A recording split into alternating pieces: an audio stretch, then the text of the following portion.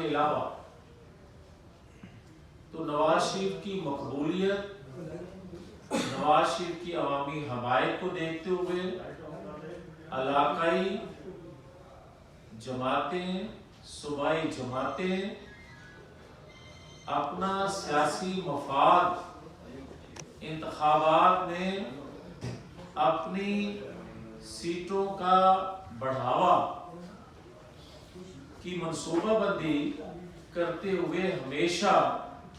نواز شریف سے set adjustment اور انتخابی اتحاد کرتی آئے ہیں، مگر آج اس عوامی حمایت کو جس طرح اسٹیبلشمنٹ سے جوڑا جا رہا ہے کہ اسٹیبلشمنٹ کی حمایت حاصل ہے، بات صرف اتنی ہے کہ کچھ افراد چاہتے ہیں جو ادارے کے ایک طاقتور ادارے پر بالادستی حاصل کرنے کے لیے ہمیں بلی چڑھا رہے ہیں، ہمارے پہ غصہ نکال رہے ہیں۔ کیا یہ حقیقت نہیں ہے کہ عمران خان کیا 190 ملین پاؤنڈ کا صرف کرپٹ ہے؟ اس کی کرپشن کی جو داستانیں اس نے 4 سالوں میں رقم کی ہیں، اگر ان کے راستے میں رکاوٹیں حائل نہ کی جائیں، ان مقدمات کو لنگر آن نہ کیا جائے، تو آپ کو 4 سالوں میں وہ داستانیں سننے کو ملے جو 75 سالوں میں کرپشن کسی نے نہ کی ہو۔ بات تو یہ ہے عمران خان کی کرپشن اپنی جگہ، مگر بشرا بی بی آل معروف پنکی صاحبہ، فرح گوگی صاحبہ، یہ 2 نام نہیں، ایک ان کی سربراہی میں عورتوں کا گینگ ہے جنہوں نے 4 سال لوٹا، اور اس کے علاوہ جو ہاؤسنگ سوسائٹیاں تھیں 4 سال میں ڈیولپ ہوئی یا اس سے پہلے تھی، پچھلے 4 5 7 سالوں میں ہر ہاؤسنگ سوسائٹی کے پیچھے اس وقت کے یا ثاقب نثار سے بندیال صاحب تک، یا جنرل فیض سے جنرل باجوہ تک آپ کو پیچھے کھڑے نظر آئیں گے۔ جو ریٹائر ہونے والے لوگ ہیں، اگر ہماری طرح جس طرح ہمیں 6 ماہ بغیر گرفتاری کے جہاں کھڑا کیا جاتا تھا وہاں 6 گھنٹے ان کو کھڑا کر لیں، 6 ماہ نہیں 6 گھنٹے، تو آپ کو پتا چل جائے کتنے اربوں کھربوں روپیہ پاکستان سے لوٹ کے یہ سارے کا سارا جو ایک رجیم تھی، جو ایک گروپ تھا، گروہ تھا، جو مختلف شعبہ زندگی سے تعلق رکھتے تھے، مختلف اداروں میں بیٹھے ہوئے تھے، انہوں نے پاکستان کو کس طرح لوٹا، اس پہ کوئی بات کرنے کو تیار نہیں ہے۔ اور آج بھی عمران خان جس طرح وکٹ کے دونوں جانب کھیل رہا ہے، اس کا ایک وکیل نکلتا ہے جیل سے، وہ کہتا ہے اسٹیبلشمنٹ کے پاؤں پڑنے کو ہم تیار ہیں،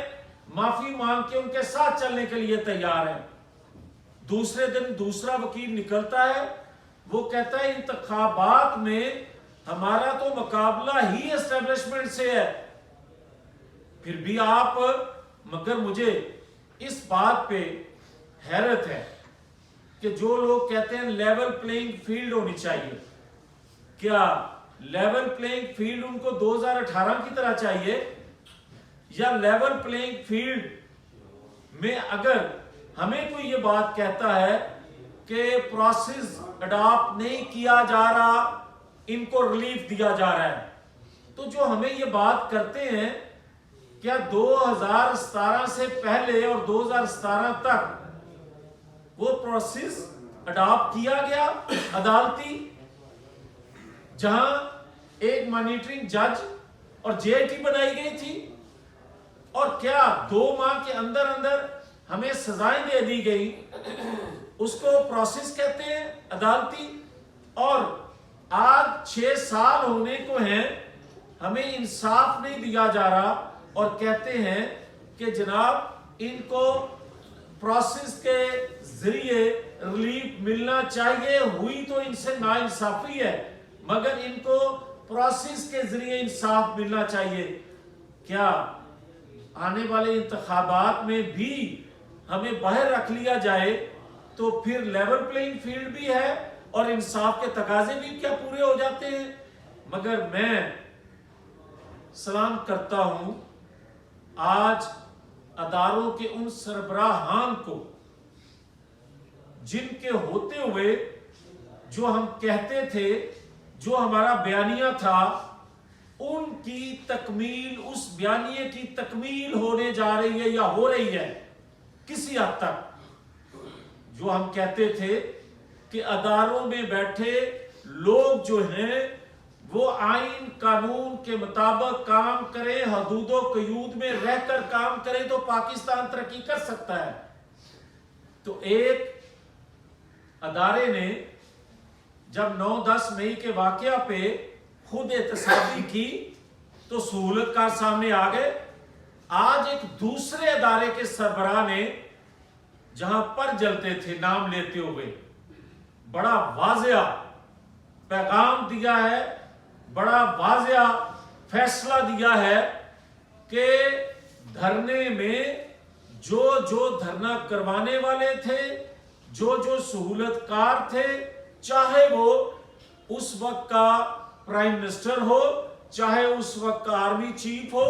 چاہے چیف جسٹس ہو، ہر ایک کو جواب دہ ہونا ہوگا۔ تو یہی ہمارا بیانیہ تھا۔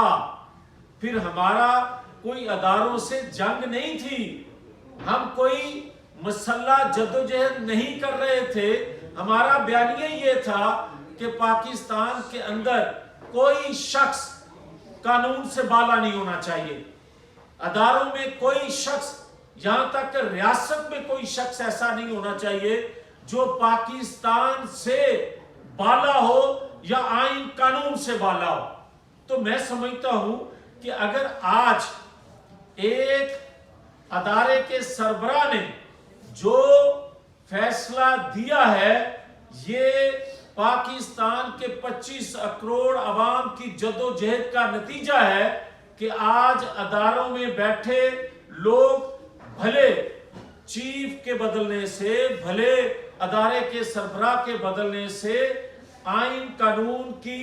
بالادستی کا کام شروع ہوا، تو اس کا مطلب یہ ہوا کہ جب اداروں کے سربراہ جو ہیں کمپرومائز آتے ہیں تو اس وقت اداروں کے اندر قانون آئین کی بالادستی نہیں ہوتی۔ جب چاہیں اداروں کے سربراہ آئین قانون کی بالادستی پہ یقین رکھنے والے ہوں تو یہ سسٹم ہی نتائج دے سکتا ہے۔ تو اسی طرح میں عرض کرنا چاہتا ہوں کہ آج بھی اگر آپ کوئی یہ سمجھے کہ اس کمیشن کو بھی لمبا کر دیا جائے تو، اور اس کمیشن کی رپورٹ کے مطابق کسی کو کٹہرے میں لائے بغیر آگے چلا جائے، تو میری گزارش اتنی ہوگی